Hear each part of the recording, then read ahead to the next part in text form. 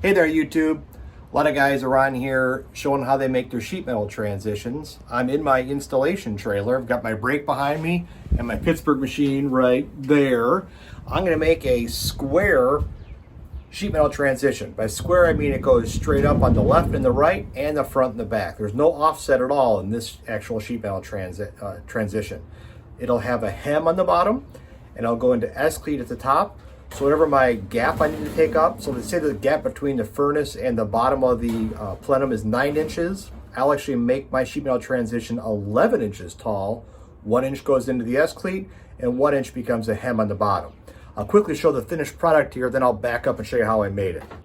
So this is the finished product right here. It, like I said, is square. It goes straight up on front and back. And it's not hammered in place yet, because obviously it's not on top of the furnace, but this is what I'm making, and I'll show you how I actually made it now.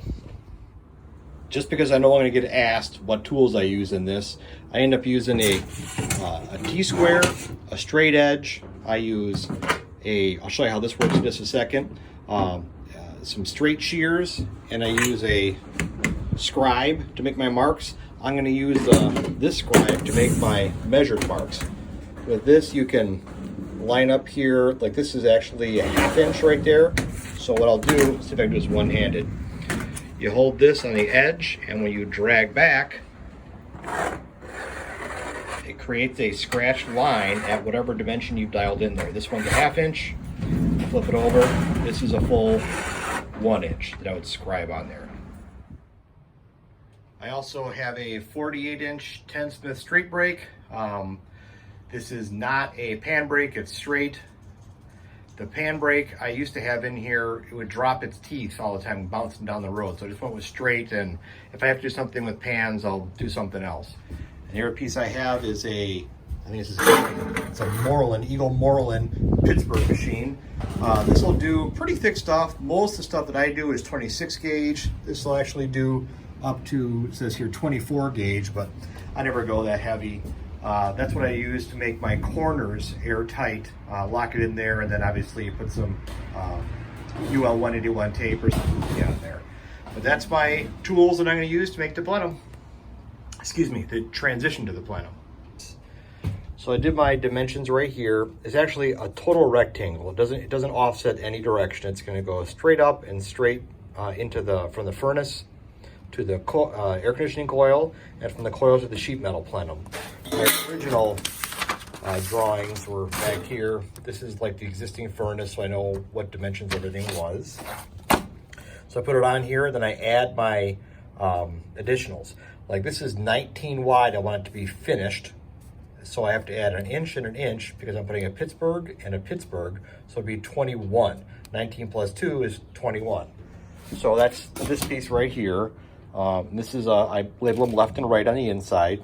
Then with this scribing thing, I'll mark my hem at the bottom, and then I can do my cutouts on the corners, cut those out. Next thing I have to do is I need to do my cross breaks before I put it through the Pittsburgh machine, so I'll cross break this next. Right now you can see I've got this cross broken, and I barely put any kind of cross break at all in there because if I have too much cross break on there, it makes it tough to put it through my Pittsburgh machine. The Pittsburgh machine, you turn it on and you run your sheet metal through this way, and it comes out the other side with that Pittsburgh seam put on there. I need 2 hands to do this, so I'm going to set my phone down. All right, the Pittsburghs are on. Just to get the clue of what goes on here. This goes in this side flat, and it comes out this other side with this Pittsburgh bent on it like that. It's a profile that looks like that, so I can put the other piece in there and then bend it over for a seam. One thing, just safety-wise, you have to make sure the lead edge and the tail edge are both clear when it comes out, because you don't want it to bind and get sideways in there. So I give myself a decent amount of space in front of it. This table over here is actually lower than my Pittsburgh by design, so sheet metal can sit right on top of this area and come right out the other side in this trailer. My brake's back there. Next thing I do is put the hem on the bottom of this piece. All right, so that's what I mean by the hem. I put this hem on the bottom of the sheet, so it gives me something to put it on top of the furnace and drive screws down through that hem there on top of the furnace. And to get that done, I mark them if this comes off. I mark up a 1/2 inch, and I mark up 1 inch on this. On the back side, or the outside, I guess it would be, I mark the last 1 inch to go the other way. When I get it into the sheet metal brake, this one goes up first and closes over. All right, so here's the plenum, 3 sides on there, and imagine you're standing inside the furnace.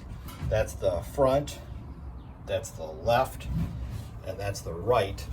I have the back in my hand right now, and what we do is we get this lined up into this groove right here. Let's see if I get this focused, sorry.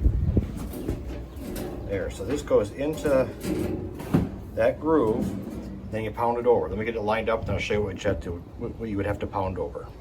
So now you can see this edge is lined up. It's in there. So I'm going to straight down from the top. Focus on, there we are, focused. You would bend this part over the hammer. You just pound, and it will actually take this line and bend it around to make an airtight seal on this side. Screws through the top into the furnace cabinet, and then the top edge right here, you can see I've marked with an S. That's for S-lock. Decent S-lock right here. This is standing S. It's got another bend on it, but this will go over the top, and then this slot right here goes into the furnace plenum, and that's how you make your adjustment. But this is standing S, not regular S.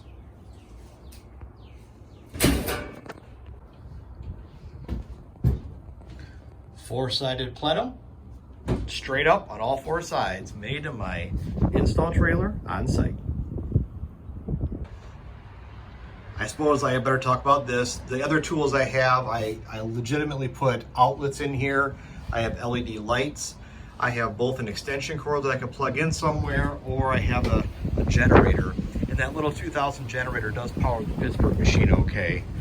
I'm up in the north, so I also have essentially like an ice shanty heater, or a camping heater.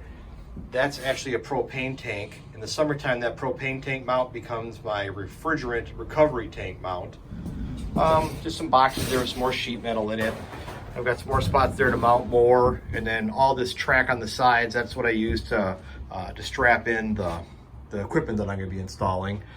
On the left side, I put some slots to hold my exhaust venting.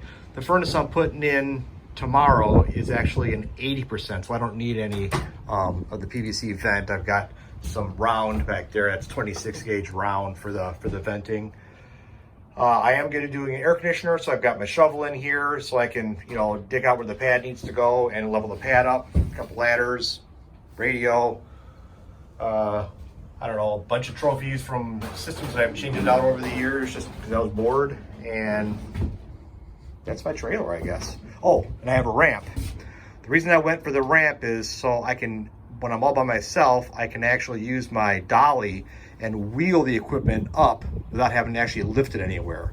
Saves my back, and this little transition I put on here is awesome. The wheels never get caught in the crack between the trailer and the ramp. Pretty handy. Yeah, this is a 6x12 trailer. I got 12 so I can fit 10-inch pipe, conduit, whatever I need, drain on the one side. And that table that was right over here that I was using as my sheet metal layout table, the way I designed this is it hides back there behind my brake up against the front of the trailer, so it's a lot of the way.